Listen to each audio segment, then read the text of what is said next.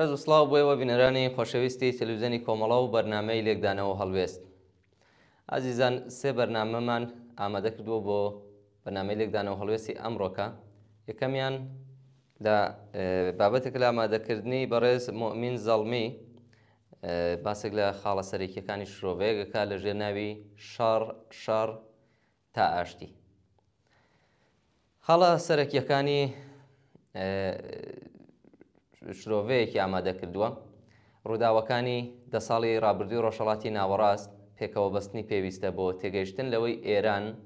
بۆ گەشتووە بەم ڕۆژە. ئێران کە بە درێژایی ساڵانی ڕابردوو لە 6 پایتەختی وڵاتانی ناوچەکەدا هەژمونی و کاریگەری هەبوو،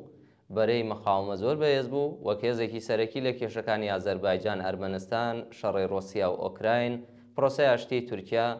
ئێران لێدا ڕۆڵی هەبووە. لە 2 ساڵی ڕابردوودا بە وشکردنی کاناڵەکانی ئەو کاریگەریە تا ڕادەیەکی زۆر ئێران تەنیا خرایەوە. ئێران پێشتر لە دەرەوەی خۆیەوە چەندین ئاگری هەبوو کە هەم خۆی پێگەرم دەکردەوە، هەم ئاگرەکانی تری لە خۆی پێ دوور دەخستەوە. بەڵام ئێستا ئاگرێکی گەورەی لە ناوخۆدا بۆ ماوەتەوە کە ئەویش دەبێت بۆ خۆگەرمکردنەوەی بەکاربهێنێت، ئەگینا دەیسووتێنێت. ئامانجی سەرەکی ئەم شەڕە بۆ گۆڕینی نظامی کۆماری ئیسلامی ئێران نییە، بەڵکو لە کارخستنی بنکە ناوەکیەکانی ئێرانە، بە تایبەت فۆردۆ و لە پێخستنی پایگا موشکیەکانی ئێران و نەرمکردنی نظامی کۆماری ئیسلامیە بۆ مامەڵەی ئاشتیانە کە هێرش بۆ سەر فۆردۆش کە ئەنجام درا کەم بابەتە پێشتر ئامادەکراوە. دواتر باس لە نەرمبوونیەتی بۆ ئاشتی. پەیوەندی نێوان دۆناڵد ترامپ و نێتانیاهۆ یەکێکتر لەو خاڵانەی کە باسیەکە، ئاڵێ ئەو پرسە کاریگەرەیە کە چەند جارێک پێویستی بە تێگەیشتن و لێکدانەوەیە، چونکە لە 2017 بەمداوە بەرز و نزمی زۆر لە پەیوەندیاندا ڕووی داوە، واتە خۆشەویستی و ڕق لە بینی ئەم دوانەیە هەمیشە هەڵکێشدا کێشی بووە. دوجاریش نەتانیاهۆ تەنها بە پارە لە ناو زەرفی زانیاری داتوانی دۆناڵد ترامپ ڕازی بکات بە هێرشکردن و دواتریش بردومانی فڕۆکە ئەمریکیەکان بۆ سەر بنکەی فۆردۆ. هەروەک بە درێژای مێژوو هیچ شەڕێکی ڕاستەوخۆی ئەمریکا نەبووە کە پێش شەڕەکە تێچووەکەی وەرنەگرپێتەوە جگە لە هێرشەکەی ئەمریکا بۆ سەر ئێران لە بەرەبەیانی ڕۆژی یەکشەممەدا. دۆناڵد ترامپ لە ماوەی ڕابردوو زیاتر لە 16 جار باسی لە مۆڵەتی 2 هەفتەی کردووە لە زۆر بابەتی تردا و لە زۆر بەشیاندا پابەند نەبووە بەو کاتە، بە هەمان شێوە نەیتوانی پایبەند بێت بە دەرفەتە 2 هەفتەیەکەی ئێران. عەباس ئەراغچی وەزیری دەرەوەی ئێران هێزێکی کاریگەری هەیە لە دیپلۆماسیەتدا و بەڕاستی جیاواز لە هەموو بەرپرسانی پێشووی ئێران مامەڵەی کرد و بە درێژایی شەڕەکەش تەنانەت کاناڵە دیپلۆماسیەکانی بەکراوەی هێشتەوە و تەنانەت ڕۆژی دووشەممە کە ئێران هێرشی کردە سەر بنکەکانی ئەمریکا لە قەتەر و وڵاتانی تر، کاناڵە دیپلۆماسیەکەی ئەمریکا و ئێران تا ئەو کاتەش بەردەوام بوو. بنکە ناوەکیەکانی ئێران بە دیاریکراوی کە باسکەین لە فۆردۆ، نەتەنز و ئیسفەهان تا ڕادەیەکی زۆر دوای هێرشەکەی ئەمریکا و ئێران کراون و لە کار خراون و زیانی زیاتر لە 50 ملیارد دۆلاریان بەرکەوتووە. ئەمریکا بە دەسەڵاتێکی فراوانتر، ئابوووریەکی بەهێزتر و هەژمونیەکی کاریگەرترەوە لە ڕۆژهەڵاتی ناوەڕاستدا دەرکەوتووە، وەک چۆن بزوێنەری شەڕ بوو، لە کۆتاییدا ئاوایش بۆ دەستپێشخەری ئاشتی. ئاراستەیەکی ئێرانی هەبوون کە فشاریان بۆ شەڕی تاکۆتایی دەکرد لە نێوخۆی ڕژیمدا، بەڵام کاریگەری ئاراستە دیپلۆماسیەکە و دۆخە نەخوازراوەکە تا ڕادەیەکی زۆر سەرکەوتووە و ئاگربەستێک هاتە بەردەم دەرگای ئێران و ئێرانیش بەرەو پیری چوو. کۆماری ئیسلامی ئێران توانایی بەردەوامی بەهێزە، چاوی لەوەیە لە ڕێگەی پەرەپێدانی کەرتە جیاوازەکانی تر لەوانەش وزە و زانستی فیزیایی ئەیهوێت گۆیا کۆتایی بە ئابڵۆقەی دەیان ساڵە بهێنێت و ئابووری وڵاتەکەی ببوژێنێتەوە. ئەمەش لە خۆیدا کردنیە، بەڵام کاتی زۆری پێویستە و ئاڵنگاری گەورەی بۆ دروست دەبێت لە ڕاکێشانی وڵاتە نێودەوڵەتیەکان بۆ سەرمایە گوزاری لە نێو ئێرانی دوڕۆژی خۆیدا. ئیسرائیل لەم شەڕەدا زۆر ماندوو بوو، موشەکە جیاوازەکانی ئێران زۆر زیانی گەورەیان لێدا. ڕاستە خواستی تایبەتی نێتانیاهۆ درێژەدانە بە پەلامار و شەڕ تاوەی درێژە بە دەسەڵاتەکەی خۆی بدا لە پەنایدا، بەڵام ئەم شەڕە ئابووری وڵاتەکەی تێکشکاند و بە دڵنیاییەوە بەبێ ئامریکا توانایی درێژەدانی بە شەڕەکە نەدەبوو و نییە. باسێکە لێردا هەیە خاڵێکی تر کە باسی لێکرێ، نەرمکردنی نظامی کۆماری ئیسلامی بازەکات کە قۆناغبەندیە و بەدەستێنانی ئێرانی مەزن کاتی زۆری پێویستە و هەموو هەنگاوەکانی داهاتووی ئێران لە ڕۆژهەڵاتی ناوڕازە کاریگەری گەورەیان لەسەر ئەم خەونە هەیە کە دۆناڵد ترامپ وەک دەرفەت بە ئێرانە دیپلۆماسیەکەی داوە.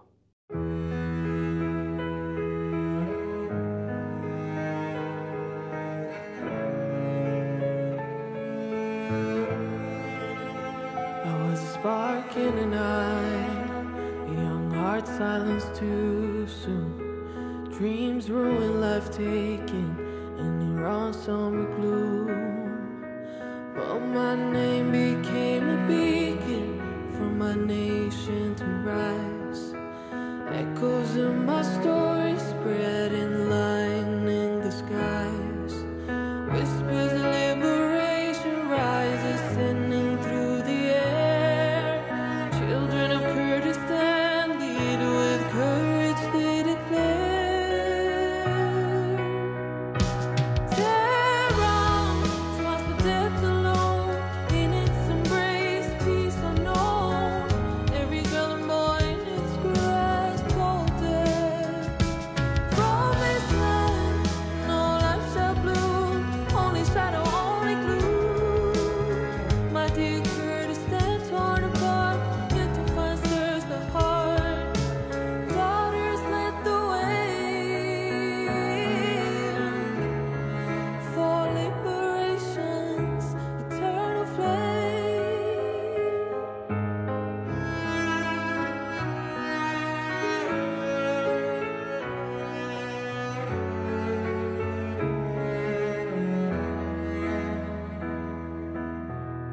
They try to hide our tears,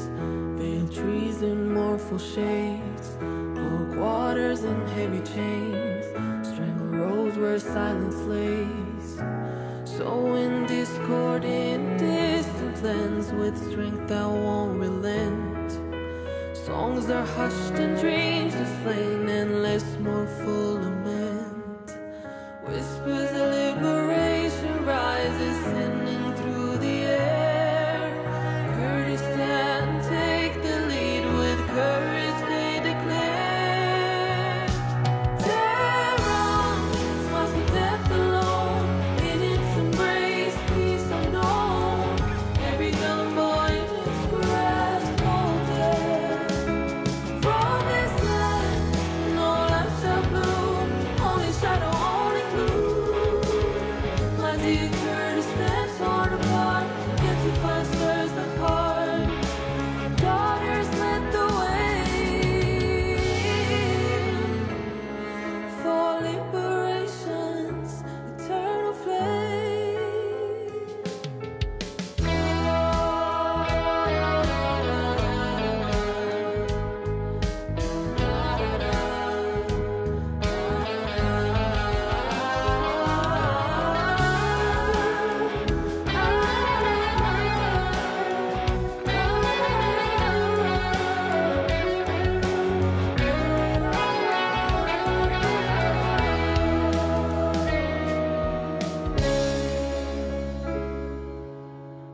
In the quiet sorrow sways, our hearts beat a mournful tune.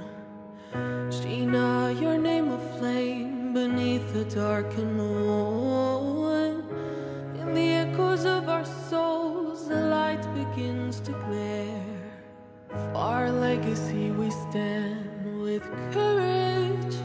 we declare.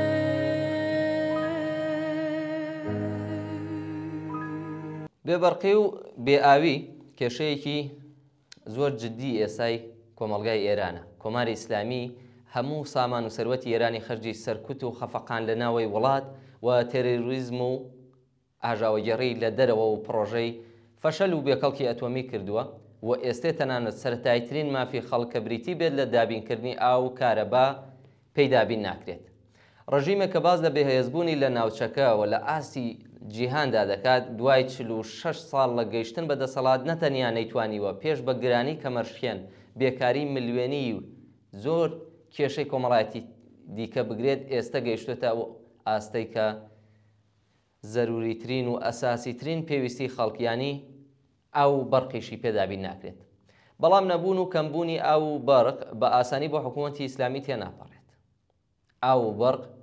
جیا لە زەرورەتی حیاتی بۆ ژیانی مرۆڤ دوو فاکتەری سەرەکی سڵامەتی ڕۆحی و ڕەوانی خەڵک و کۆمەلگا پێکدێنن دوو کەرەستەی ئەساسی ئابووری و دابینکردنی پێداویستی ڕۆژانەی خەڵکن بێئاوی و بێبەرقی بەمانای وەرشکەستگی و لە کارکەوتنی بەشی هەرە زۆری بەرهەمهێنان بە تایبەت بەشی سکۆڵە و مامناوەندی بەرهەمهێنان پەکەوتنی زیاتری سیستەمی دەرمان و سڵامەتی و بە تایبەتی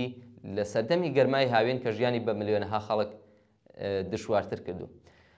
حکوومەتی ئیسلامی ڕۆژ بە ڕۆژ و ساڵ بە ساڵ خەڵکی زیاتر بێکار و برسی کردووە بەشی زۆری لە خەڵکی سەرکوت کردووە بەڵام لە پرۆپاگەندا و تەبلیغاتیدا باسی دابینکردنی ئەمنیەت و دابینکردنی پێداویستە سەرەکیەکانی ژیانی خەڵک وەک ئاو بەرقی دەکرد ئێستا قەیران و بێکەفایەتی وای لێکردووە کە تەنانەت لە دابینکردنی ئەم پێداویستیە سەرەتاییەی ژیانی ئەمڕۆیش بێتوانایە سفرەی خەڵک هەر ڕۆژە چکۆلەتر و بەتاڵتر و بێڕەونەقتر بووە و ئێستەش بێئاوی و بێبەرقیشی پێزیاد بووە مانەوەی کۆماری ئیسلامی چی دی تەنیا بە مانای بێمافی ملیتاریزەکردنی کوردستان شکەنجە و ئێعدام برسیەتی و بێکاری نییە بەڵکو بە مانای بێئاوی و بێبەرقی و بە مانای مەترسی جدی لە دەستچوونی زیاتری سەڵامەتی ڕەوانی و فیزیکی خەڵک و بە مانای کارەسات و تراژدی مرۆیی و ژینگەی لە ئاسیێراندایە بێئاوی و بێبەرقی دەتوانێت ببێتە هۆی تێکدانی زیاتری ژینگەی کوردستان لەلایەن ڕژیمەوە بۆیە پێویستە جەماوەری خەڵکی کوردستان بە یەکگرتووی وشیاری زیاترەوە چاودێری پیلانە نوێیەکانی کۆماری ئیسلامی بن و دەنگی ناڕەزایەتی خۆیان بخەنە پاڵ دەنگی ملیۆنەها لە خەڵکی خەباتکاری ناڕازی ئێران لە دژی کۆماری ئیسلامی ئێرانەوە کێشەی نەبوونی بەرق و ئاو دەتوانێت ببێتە قەیرانێکی گەورەی مرۆیی و ژینگەی وە کۆماری ئیسلامی بە سازکردنی کێشە و نانەوەی پیلانی دوو چەند بەرەیی لە ناو خەڵکی ناوچە جیاوازەکانی ئێراندا ئەیەوێت خۆی کە هۆکاری سەرەکی و قەیرانەیە بشارێتەوە خەڵکی تێکۆشەری کوردستان پێویستە بە وردی و وشیاری زیاتر لە جارانەوە خۆیان بۆ دەورەیەکی نوێ لە خەبات لە دژی کۆماری ئیسلامی ئامادە و تەیارکەن ئەم دەورەیە حکوومەتی ئیسلامی لاوااستر لە جارانە و خەڵکێکی زیاتر و بەرینتر لە دژی کۆماری ئیسلامی لە هەموو ئێران دێنە مەیدانە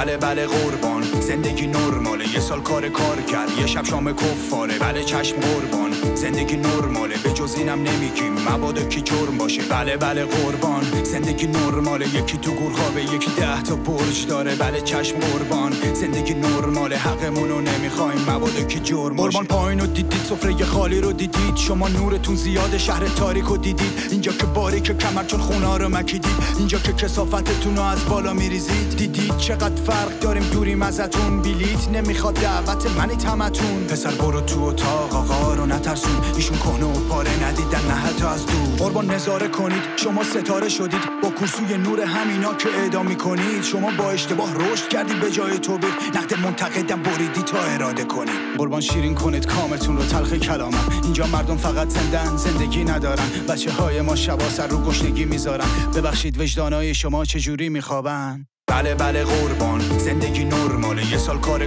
کرد یه شب شام کفاره بله چشم قربان زندگی نرماله به جز اینم نمیگیم مبادا کی جرم باشه بله بله قربان زندگی نرماله یکی تو گور خوابه یکی 10 تا برج داره بله چشم قربان زندگی نرماله حقمونو نمیخوایم مبادا کی جرم باشه کل دنیا از مردمش حمایت میکرد دولت ما مسئول نبود شکایت میکرد به معترضا برچسب اغتشاشگر میزد به زندان کفایت میکرد نه جنایت میکرد بیشک ما رکورد زدیم ما تنها کشوریم که واکسنش فرق داشت مرفه و فقیر تو عصر علم زن و واسه زیباییش میزنیم با ون پلیس میدزدیم ناکجا میبریم سبد خرید خالی تو سفره نفتم نداریم دنیا تو مریخ و ماه تو یه قهقراییم مرده هایی که باید تو فکر مرگم نباشیم چون حتی پول سنگ قبر و کفن و دفنم نداریم من آژیر خطر رو زدم تا گوشا بسوزه گرسنه هایی داریم که فرصتشون یه روزه اون لب مرگ و بوسیده کجاست کی میدونه لااقل یکی بره براش لالایی بخونه بله بله قربان زندگی نرماله یه سال کار کرد یه شب شام کفاره بله چشم قربان زندگی نرماله به جز اینم نمیگیم مبادا کی جرم باشه بله بله قربان زندگی نرماله یکی تو گور خوابه یکی 10 تا برج داره بله چشم قربان زندگی نرماله حقمونو نمیخوایم مبادا کی جرم باشه میترسیم از سال بعد از اجاره خونه از مدرسه هایی که وسط بیابونه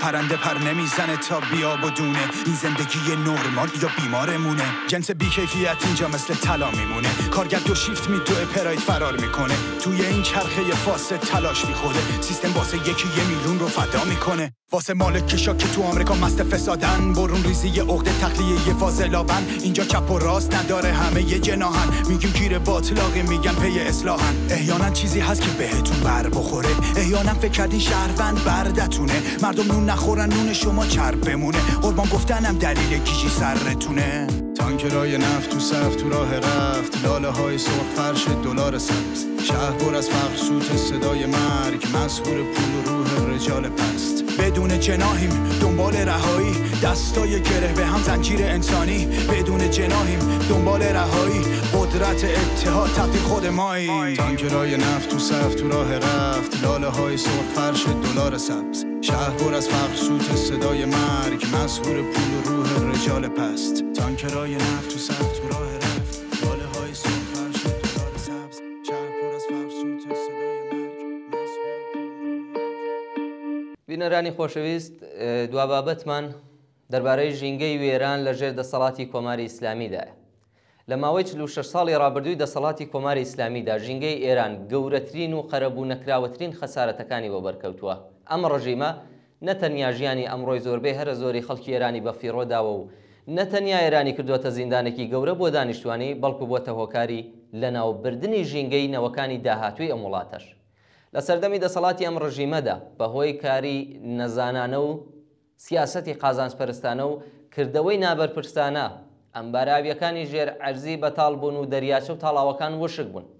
لە ماوەی 46 ساڵی ڕابردوودا بەرینایی دارستانەکانی ئێران بەهۆی ئاگرکەوتنەوەی لایەن قەست و وەیان بەهۆی دروستکردنی باڵەخانە و سەیرانگە و زۆر شتی لەم شێوەیە لەلایەن خاوەنانی سەروەت و دەسەڵات و هەروەها سازکردنی خانوبەرە بە نیوەی خۆی گەیشتووە لە ماوەی 46 ساڵی ڕابردوودا 90% زیندەوەری کێوی ئێران لەناوچوون بەهۆی چالاکی قازانجپەرستانە ئێران لە بواری پەرەسەندنی بیابان و لە ناوچوونی خاکەوە پلەی یەکەمی جیهانی پێدراوە بە پێی راپۆرتی ڕێکخراوی تەندروستی جیهانی ساڵانە 28,000 کەس لە خەڵکی ئێران بەهۆی نەخۆشیەکانی پەیوەندیدار بە پیسبوونی هەواوە گیانیان لەدەستدەدەن ئەگەر تەنیا بەشێک لەو ملیاردەها دۆلارەی کە هەموو ساڵێک دەکرێتە خەرجی پرۆژەی نەزانانەی موشەکی و ئەتۆمی و بەهێزکردنی هێزی سەرکوتی خەڵکو دەکرێتە هەزینەی دەستێوەردان لە وڵاتانی ناوچەکە و یان هەزینەی ناوەند و دامەزراوەکانی پەرەپێدەری دواکەوتووی و خڕافات خراپایە خزمەت پێشگرتن لە ناوچوونی خاک و پاراستنی دارستانەکان ڕەنگ بە هیچ کارشایەتی کارەساتێکی هاوشێوەی کە ئێستا دەیبینین و لە ئارادایە نەبووایەتین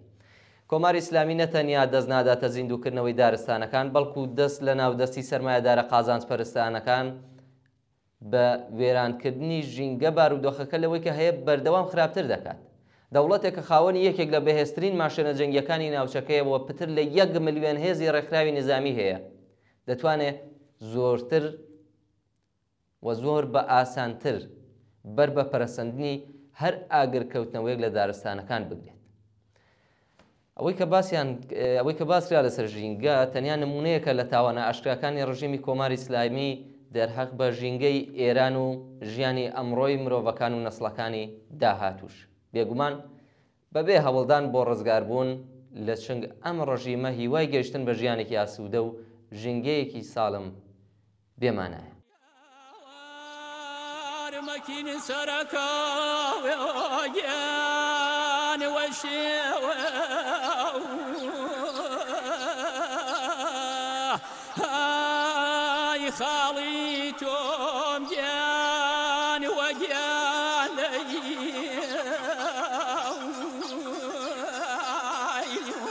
ريجان شيرين كم ديوان كيسر مسايا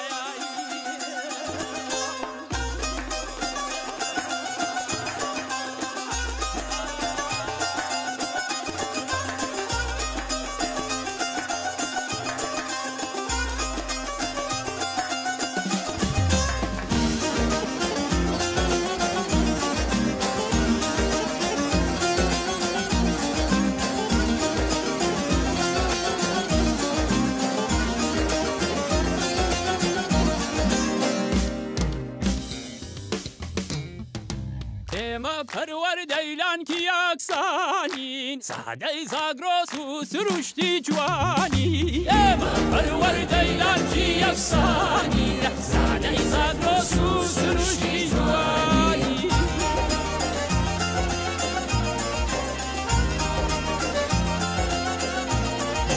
پەروەردەی عەشقی ژنخوای هەتاوین پەروەردەی عەشقی ژنخوای هەتاوین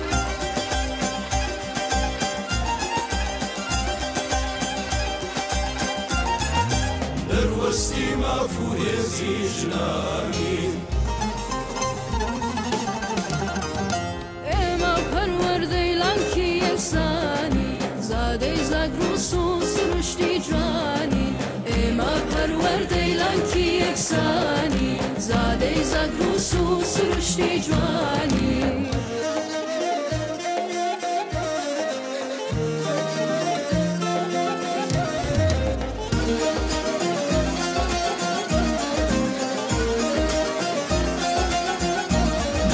ڕەفتارمان ڕووبار چیا کردارمان گوڵ و گوڵزارە ڕەنگە مەیزارمان ڕەفتارمان ڕووبار چیا کردارمان گوڵ و گوڵزارە ڕەنگە مەیزارمان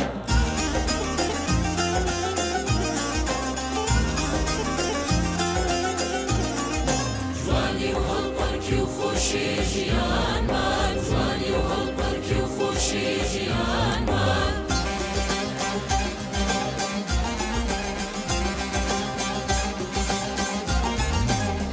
دەبەخشێتە دەشت و کوسارمان ئێمە پەروەردەی لانکی یەکسانی زادەی زاگرۆس و سروشتی جوانی ئێمە پەروەردەی لانکی یەکسانی زادەی زاگرۆس و سروشتی جوانی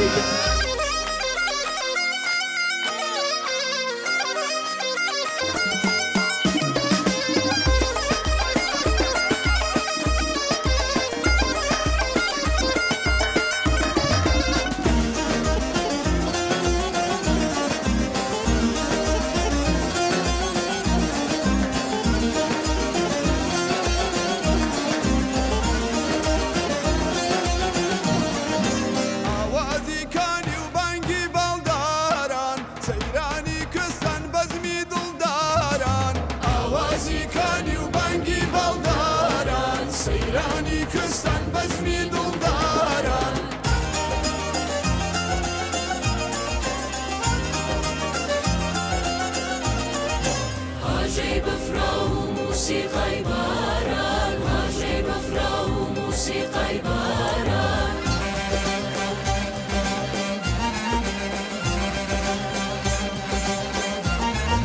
وڵات بەهەشتا وەرزی بەهاران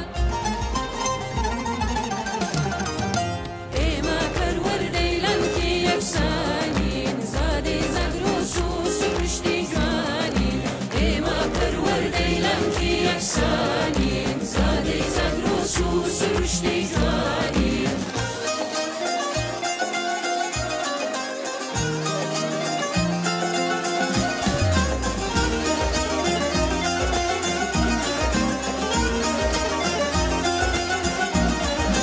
نیشتمان کەنگای خاوەن هەستانە چەموچیایە باخ و بستانە نیشتمان کەنگای خاوەن هەستانە چەموچیایە باخ و بستانە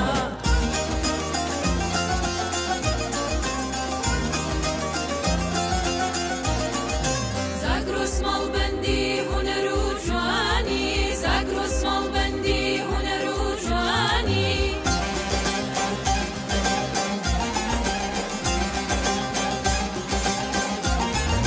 بووکی جیهانی من کوردستانە